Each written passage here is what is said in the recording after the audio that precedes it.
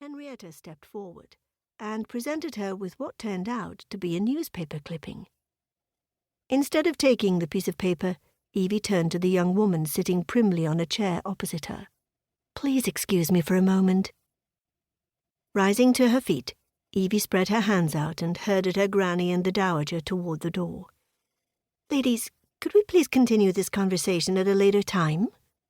"But this cannot wait, Evangeline. Look, you caught the bouquet."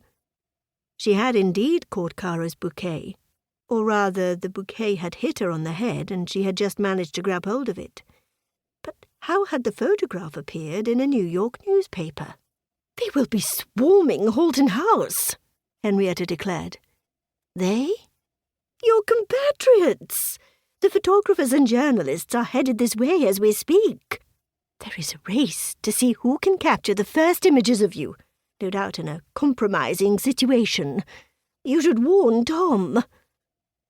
Nodding and smiling, Evie continued herding them toward the door. "Henrietta, I will do that as soon as I have a moment to spare." Henrietta turned to Toodles. "See, all is well. Evangeline will now be prepared. To think you wished to keep this from her. I've never heard such nonsense." Walking away, their conversation became quite amicable, as they discussed what they would do for the rest of the day.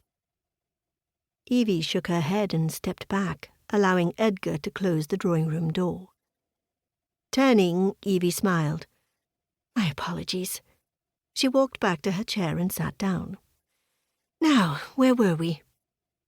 Drawing a blank, Evie searched her mind and encouraged a barrage of confusion. Pushing her way past it all, she recalled the conversation they'd been having.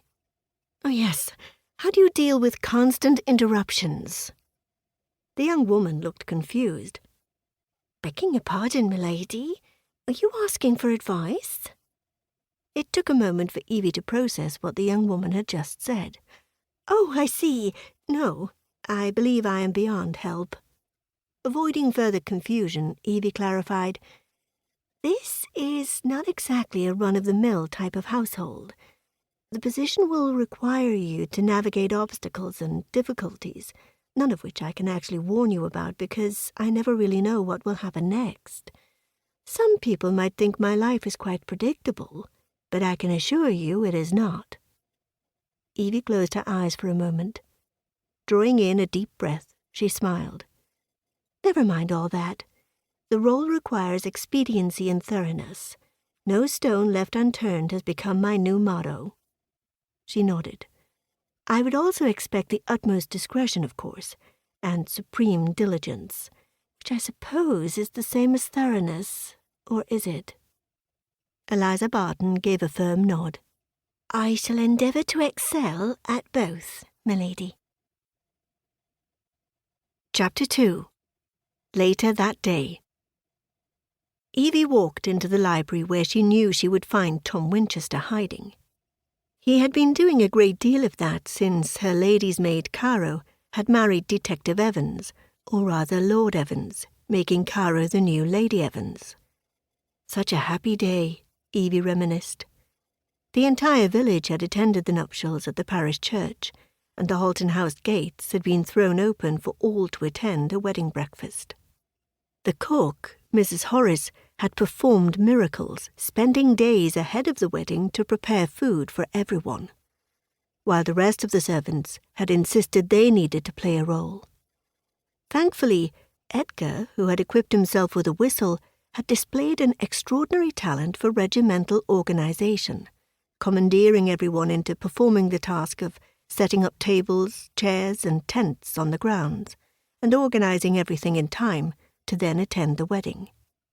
This hadn't been just anyone's wedding.